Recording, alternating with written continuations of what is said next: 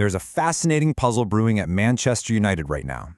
It's all about a player who's being called the club's future, but for some reason, we hardly ever see him on the pitch. So let's get into it. I mean, that is some seriously high praise, right? And it's coming straight from the manager, Ruben Amorim. Look, when the boss calls a 20-year-old the future of a club as massive as Manchester United, you'd think he'd be starting every single week. But that's where this whole story gets interesting. And boom, there it is, the big question.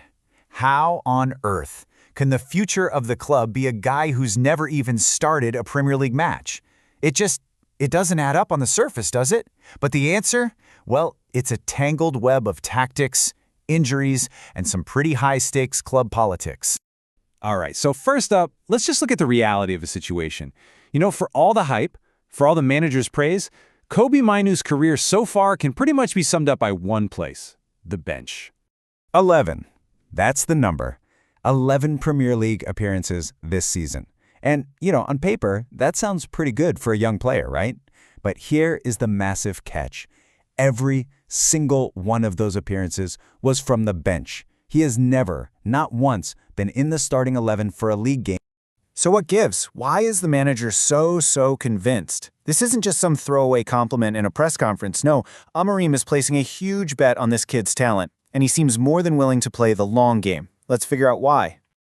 Yeah, Amorim is being crystal clear here. He's basically saying the talent is undeniable, and it's really just a matter of time. He's putting it out there, challenging Mainoo to force his way into the team, and he has total faith that he's going to do it. It's like the door isn't just unlocked, the manager is standing there holding it wide open for him. And this right here, this is Mainoo's secret weapon. His versatility. Amorim says he can play two completely different but vital roles.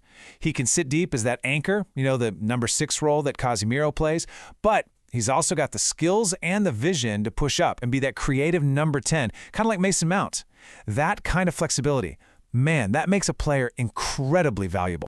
And hey, if you want to know how much the club values him, just look at their stance on a potential loan. At one point, the manager was open to it, to get him some minutes. But now, that's firmed up. The official line is, Mainoo isn't going anywhere unless they sign a direct replacement. The message couldn't be clearer. He is way too important to let go, even for a little while. Okay, but Mainoo's whole situation, it doesn't exist in a bubble. To really, truly get it, we need to zoom out a bit and look at the bigger picture. Because what's happening is that he's caught in the middle of this perfect storm that's brewing in United's midfield. We're talking injuries, players away on duty, and some really uncertain futures.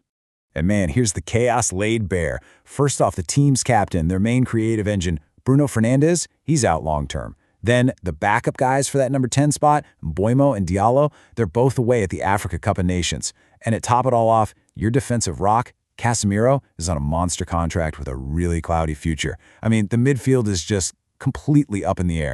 And yeah, speaking of Casemiro, let's just talk about this number for a second. £365,000 a week. That's his reported salary. He's the club's highest earner, and there's a contract extension on the table. That number, it complicates absolutely everything.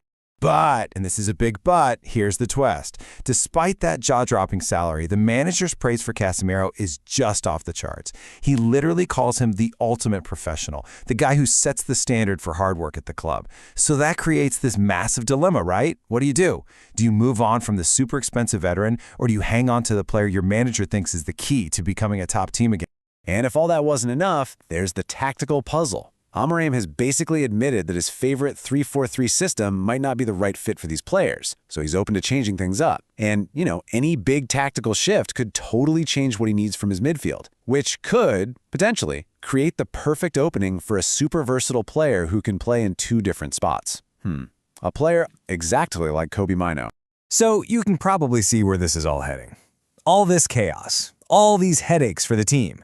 They're all coming together to create this golden and maybe totally unexpected opportunity for one young player. Okay, so let's just run through this perfect storm one more time. Your main creator, injured. The backups, gone. A key veteran's future, shaky. And the manager, he's ready to rip up the playbook and try something new.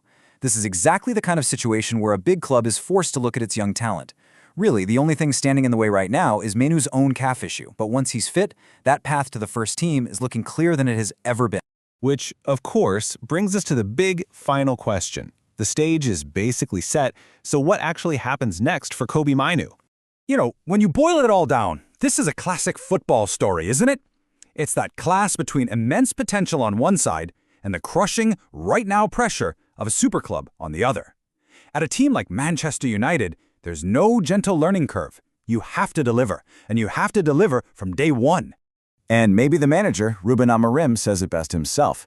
This quote just perfectly captures how fast things can change in football. 1 minute Mainoo is on the outside looking in, the next an injury happens, a formation changes, and suddenly, by the weekend, he's a key player. His chance isn't just coming soon, it could literally be here in a flash.